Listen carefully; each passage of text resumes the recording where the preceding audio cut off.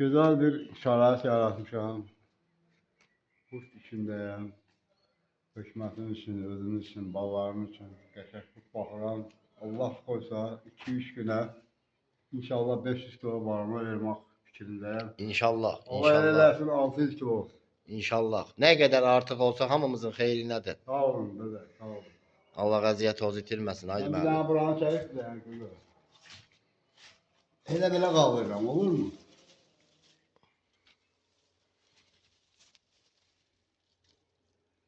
Hele bunun Güzel. davamı var, davamı olacak, qəşəng olacak.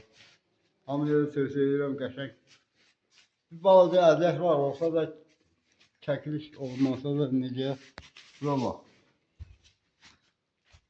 Maşallah. Şəhranla. Oh, oh, oh, oh. Güzel, güzel, Super.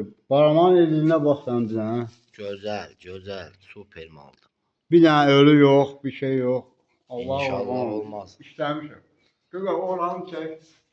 O aşağı var ya, o aşağı gedir. Bax, çək oranı. Allah sağla heç kimin əzətini itirməsin, xeyirli işlər olsun. Amin.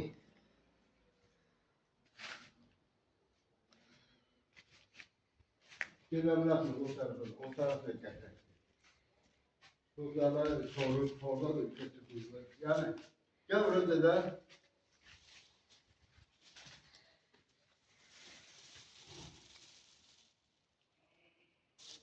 Gör necə götürək, qəşəng baramanı da, ləkəsi də olmayan.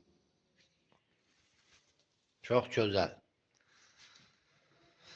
Bazadımı edirəm, şükür Allah. Allah savab verir, məhsul verir, qəşəngdir, razıyam Allahdan da, sizdən də.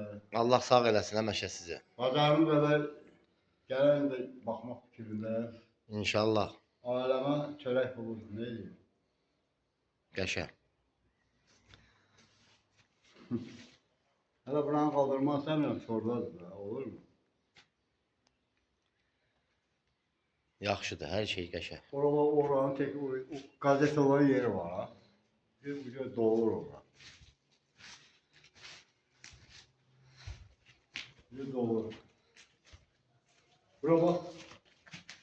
Bunu kaldırma olmaz axırı. Təzə torladır. Hayfım gəlir. Bak get belə bütün yarpağına şax koymuşam. Onu kaldırma olmaz heç var. Tor kırıldı, barama ölmez. Barama. Get o başa bak. Bak bak bak. Bu elədir ki, ürəyim, buraya gel, ürəyim. Kaldırmıram bak, bütün barama. Süper. Maden Balakan Necmettin Abdullayev. Çok sağ ol. Sağ ol.